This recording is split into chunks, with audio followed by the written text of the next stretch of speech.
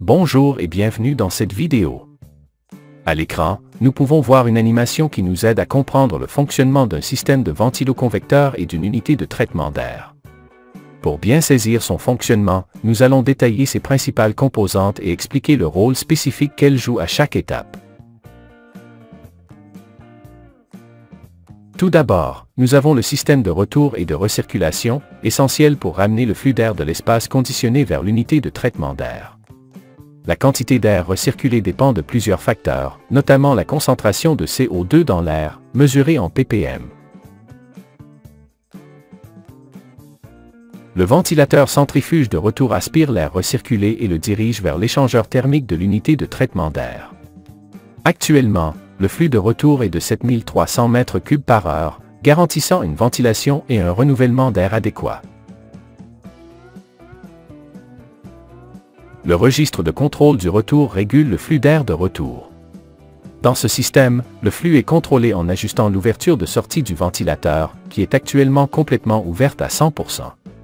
Cela permet une circulation maximale de l'air, assurant ainsi une plus grande efficacité du système. Pour éliminer les impuretés de l'air fourni à l'espace, l'unité de traitement d'air et le ventiloconvecteur sont équipés de filtres. Dans ce cas, nous utilisons un filtre G3. Qu'est-ce qu'un filtre G3? Les filtres à poussière grossière sont couramment utilisés dans les systèmes d'eau, de ventilation et de climatisation dans les laboratoires, les industries chimiques et pharmaceutiques, ainsi que dans les hôtes d'extraction. Ces filtres, spécialement conçus pour capturer les poussières grossières, sont également idéaux pour les systèmes d'admission d'air des machines turbomotrices. L'échangeur thermique de l'unité de traitement d'air reçoit de l'eau glacée provenant de la salle des refroidisseurs. Le but de cet échange est d'extraire la chaleur de l'air qui traverse le système en profitant de la température plus basse de l'eau glacée. En passant à travers l'échangeur, la chaleur est transférée de l'air vers l'eau, ce qui permet de refroidir l'air pour conditionner l'espace. Une vanne motorisée à 2 voies régule le flux d'eau glacée vers l'unité de distribution. Cela permet de maintenir un débit constant et efficace d'eau à travers le système. Le ventilateur centrifuge d'alimentation fournit un flux d'air avec une pression suffisante pour atteindre toutes les grilles de l'espace conditionné. La température de l'air fourni doit être comprise entre 10 et 15 degrés Celsius pour garantir un environnement confortable. Actuellement, ce ventilateur délivre 7300 m3 d'air par heure à une vitesse constante. Le conduit d'extraction d'air conditionné permet d'expulser une partie de l'air de l'espace vers l'extérieur. Cette extraction est essentielle pour maintenir la concentration de CO2 à des niveaux sûrs et sains.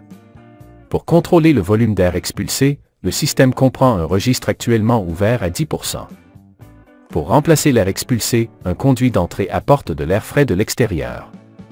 Le flux d'air extérieur est régulé par une grille, également ouverte à 10%.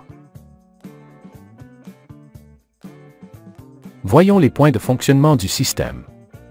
Flux de retour depuis l'espace, 7300 m3 par heure, à une température d'environ 23 degrés Celsius. Flux d'extraction vers l'extérieur, 600 m3 par heure, à une température de 23 degrés Celsius. Bien que cela entraîne une petite perte d'efficacité, cette extraction est nécessaire pour maintenir des conditions hygiéniques. Flux de remplacement provenant de l'extérieur, 600 m3 par heure, avec une température d'entrée de 35 degrés Celsius.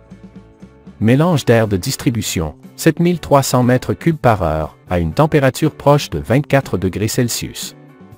Après être passé par l'échangeur thermique, l'air de distribution sort à une température de 12 degrés Celsius, prêt à conditionner l'espace. Enfin, l'eau glacée entre dans l'échangeur à une température de 7 degrés Celsius et en sort à 12 degrés Celsius, complétant ainsi le cycle de réfrigération.